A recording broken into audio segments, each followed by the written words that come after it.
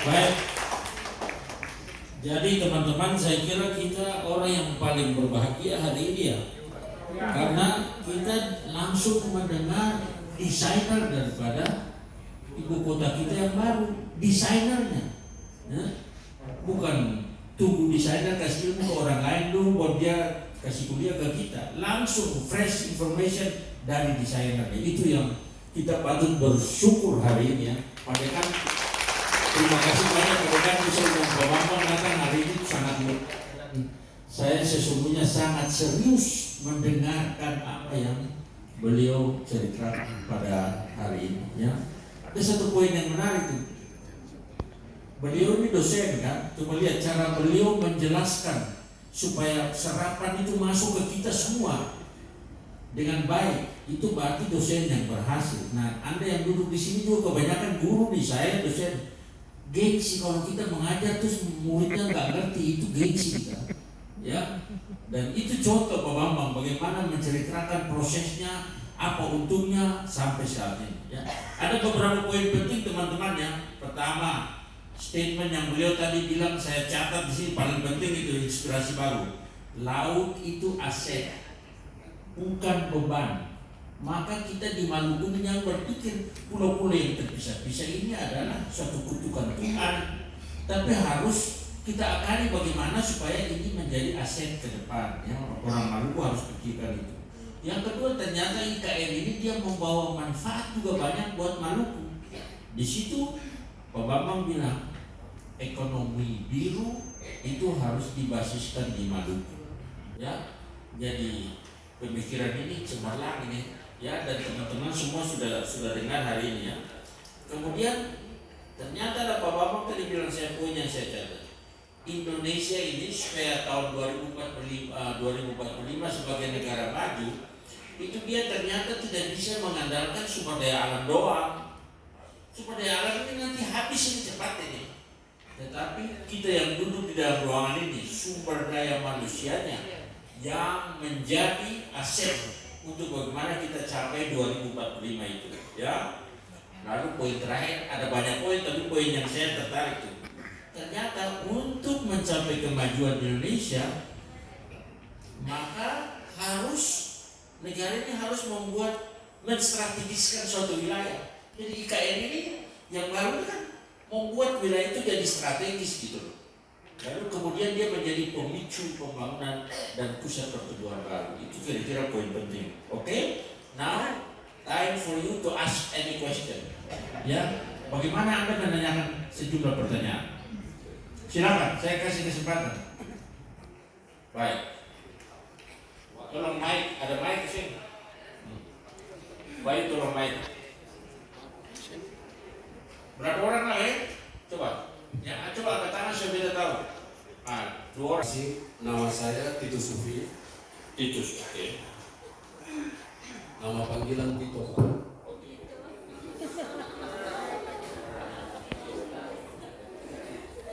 Silakan. Pertama terhadap apa yang disampaikan oleh Pak Prof. Bambang, apresiasi sungguh sebagai warga negara Indonesia, saya bangga lahir di negeri ini. Itu pertama. Yang berikut, saya belum perkenalkan diri, nama saya tapi asal saya belum. Oke. Asal pasti dari Keila, dari mana lagi? Dari Prof tadi sangat kami pahami dan mengerti. Ada beberapa hal yang perlu untuk kami tanyakan dari paparan materi tadi. Yang pertama, ini menyangkut IKN. Bahwa beberapa waktu lalu gencar di Provinsi Maluku itu IKN akan dibangun di provinsi.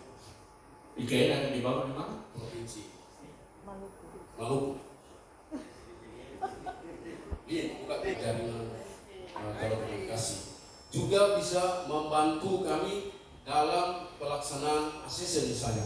Pak, ini cerita pengalaman yang kami alami, Pak.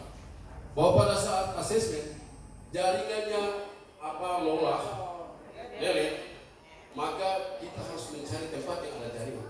Bahkan bukan hanya di sini, Pak. Dari kampung saya itu 8 km saya harus tempuh, bawa anak-anak, pindahkan semua alat perlengkapan ke pandai untuk kita bisa dapat jaringan. Ini mengapa? Karena jaringan itu tidak ada. Itu baru terjadi di kampung saya di Oino misalnya. Belum lagi saudara-saudara saya yang ada di Kepulauan Utara Timur. Bikin besar sama mati ya. Oleh karena itu, saya usulkan kalau dapat Telkomsel juga bisa kabel jaringan itu bisa sampai di seluruh pelosok yang ada di wilayah Maluku Utara, sehingga mempermudah akses jaringan untuk kepentingan pendidikan yang ada di sana. Terima kasih. Oke. Langsung ke Bapak Seseng. Berikut dulu, berikut. Ya. Nama? Izin Pak Dekan. Baik, terima kasih Pak Moderator. Nama saya Yohanes STH Layanan.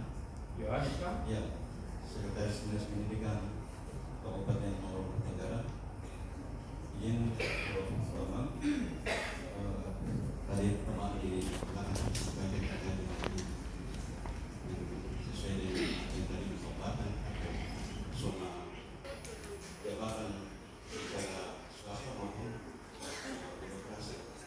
Kami mohon dari tempat ini dengan segala kegiatan kami berterima kasih pada Kepala Dekan atas kerjasama dengan pemerintah Kabupaten Maluku Tenggara yang dimana masa Pak Enopo dan Pak Etus berlaparin dalam visi misi untuk meningkatkan dunia pendidikan sehingga bisa menghadirkan 200 lebih mahasiswa di sini. Mungkin ini yang pemerintah yang bekerjasama dengan Universitas Jawa Timur. Jadi kami sangat mengharapkan Bapak dengan segala kerendahan apa yang juga disampaikan terkait Bapak sebagai direktur Telkomsel juga memperkenalkan Komisaris Telkomsel kami di Pulau Besar maupun Pulau Kecil. Memang saat ini memang jaringan sudah tapi saat tertentu saat melakukan asesmen maupun ujian kami sudah menggunakan laptop komputer sehingga harus mencari ada bahkan yang kayak tol untuk dan karena tempat ini kami mohon Pak Dekan, terima kasih wakil dosen yang sudah kami khusus Dinas Pendidikan Kabupaten Tenggara. Terima kasih terus kami sampaikan. Wassalamualaikum. Pimpinan sudah menyampaikan, mungkin sebagai harapan Pak Prof, Indonesia tanpa Maluku bukan Indonesia. Karena Maluku merupakan provinsi tertua di Indonesia. Oleh sebab itu jangan terlalu melihat kami orang Maluku dengan janji-janji palsu kepada kami. Pendidikan nasional merupakan ya katong aktivis muda menyampaikan bahwa itu brand negara ini kepada kami dengan janji-janji manis yang begitu luar biasa. Blok masih sampai saat ini belum dioperasikan. Oleh sebab itu apa yang menjadi kendala ini Pak?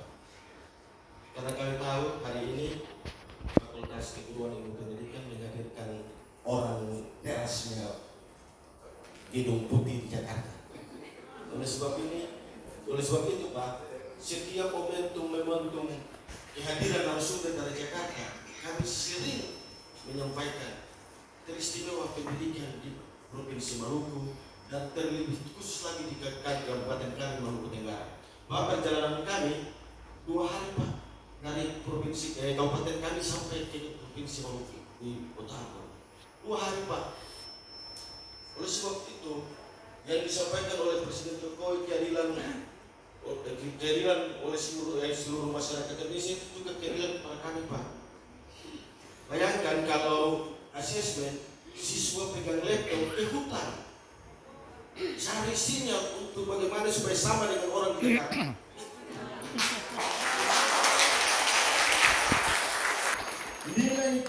Nilai siswa di Jakarta harus disamakan dengan kami di Kabupaten Maluku Tenggara.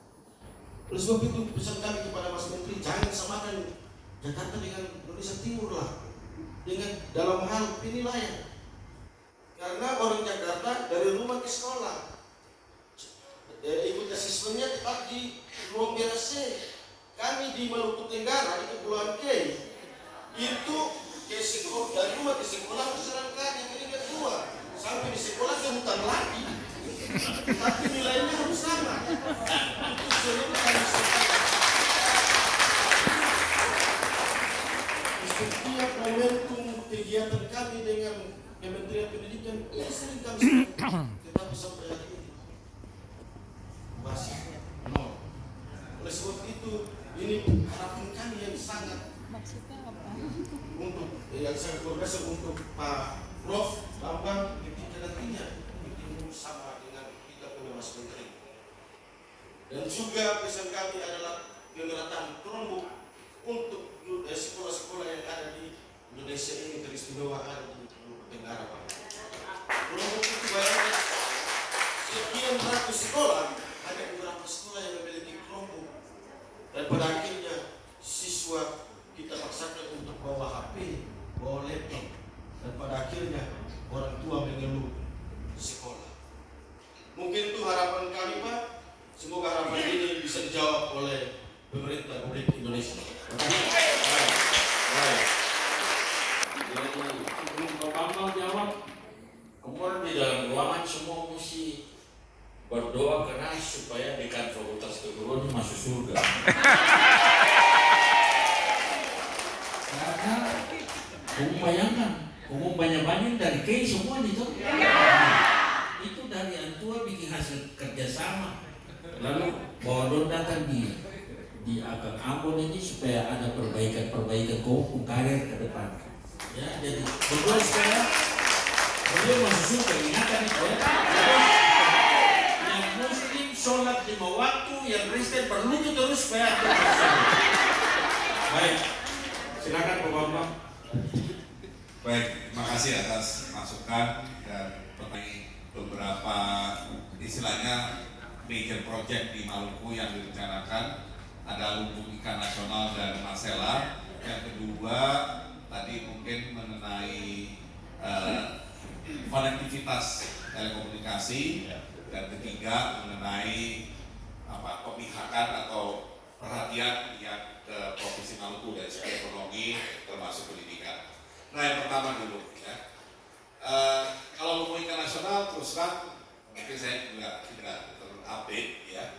Mungkin malah Prof. Alex yang lebih tahu sebagai ahli perikanan. Tapi saya yakin begini, ide menjadikan Maluku sebagai hub dari ekonomi biru Indonesia, khususnya di bagian timur, itu memang baru muncul ketika kita berpikir Indonesia 2045. Ya. Ketika kita berpikir Indonesia 2045, Indonesia negara maju, maka kontribusi setiap wilayah di Indonesia harus kontribusi yang paling optimal, paling maksimal. Sehingga kita cari sektor apa, kegiatan apa yang akan memberikan hasil maksimal di Pulau Jawa, Sumatera, Kalimantan, Sulawesi, Maluku, Papua, dan Nusa Tenggara. Nah, ternyata di Maluku, meskipun tadi disebutkan ada Masela, tapi kan itu adalah gas.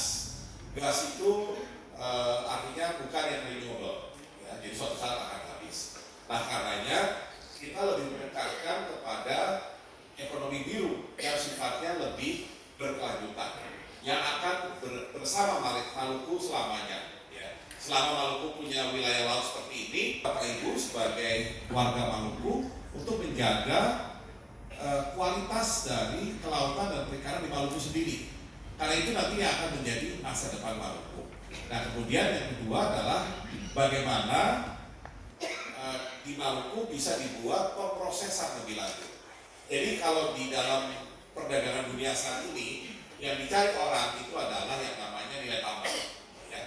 Ada sentimen negatif tertentu kepada Maluku? Nggak ada sama sekali. Karena kan saya ikut di sidang kabinet. Itu memang waktu itu ada debat yang menurut saya ya sebenarnya tidak terlalu esensial, tetapi karena ini menyangkut nilai ekonomi dari proyek, akhirnya menjadi perdebatan yang panjang dan sayangnya kemudian menimbulkan kebingungan di investor. Jadi secaranya begini, Masela itu awalnya, kan Masela itu kan ininya offshore, ya, sumber gasnya offshore di laut, ya.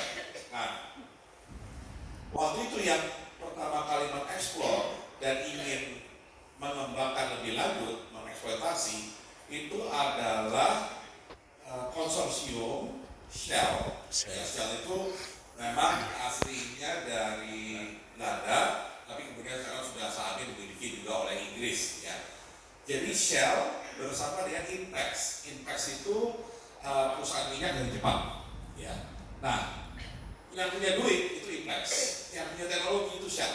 Ya, jadi mereka berdua join untuk itu. Nah, kenapa Shell itu perlu Inpex? Atau kenapa Inpex perlu Shell? Karena offshore itu masih mahal.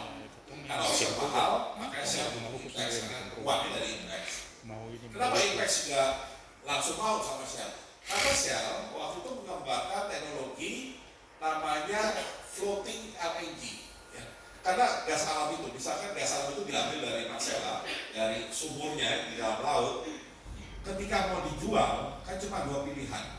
Langsung bikin jaringan pipa gas dari Marcella misalkan ke manapun ya, ke mana tempat di mana yang butuh gas. Cuma kan terlalu mahal dan terlalu jauh. Karena yang butuh gas misalnya kalau dalam negeri di Jawa, kalau di luar negeri yang butuh gas misalnya Jepang.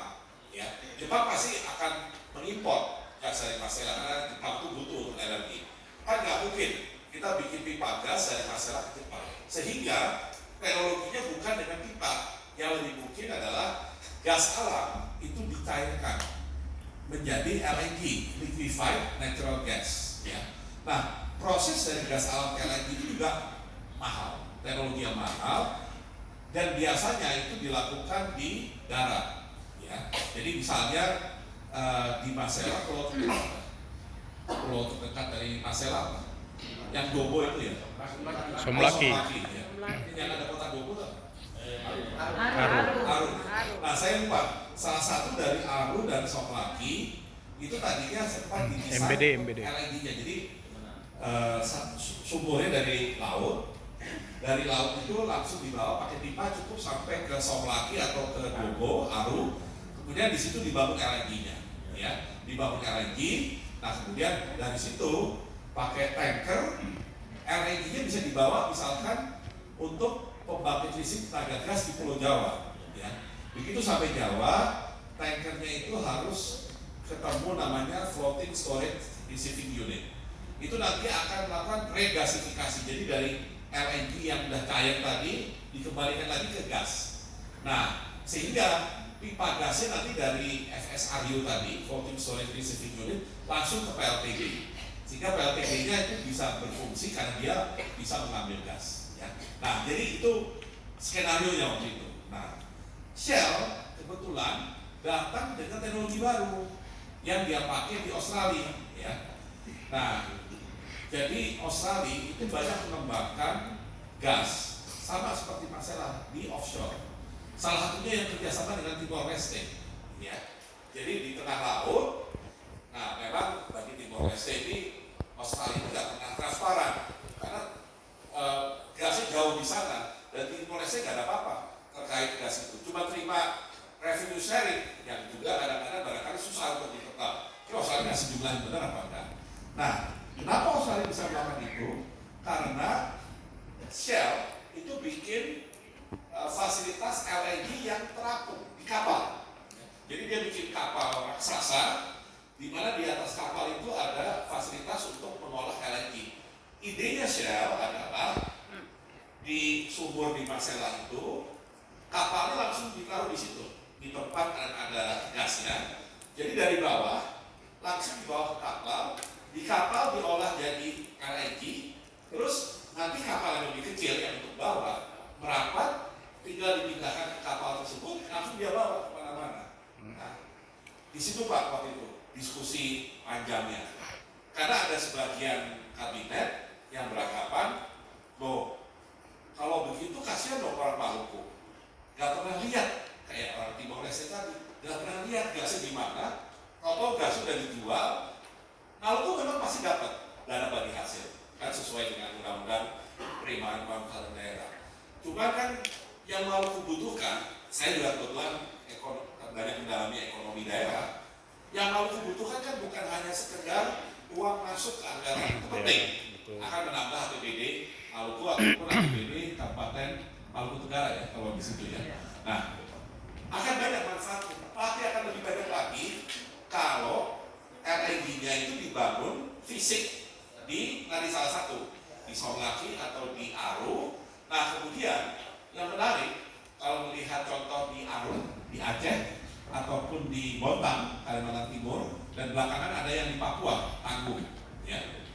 Di setiap pabrik atau pengolahan LNG akan berkembang industri lain. Ya. Contohnya di Aceh ada pabrik pupuk Iskandar Muda namanya, karena baru di dekat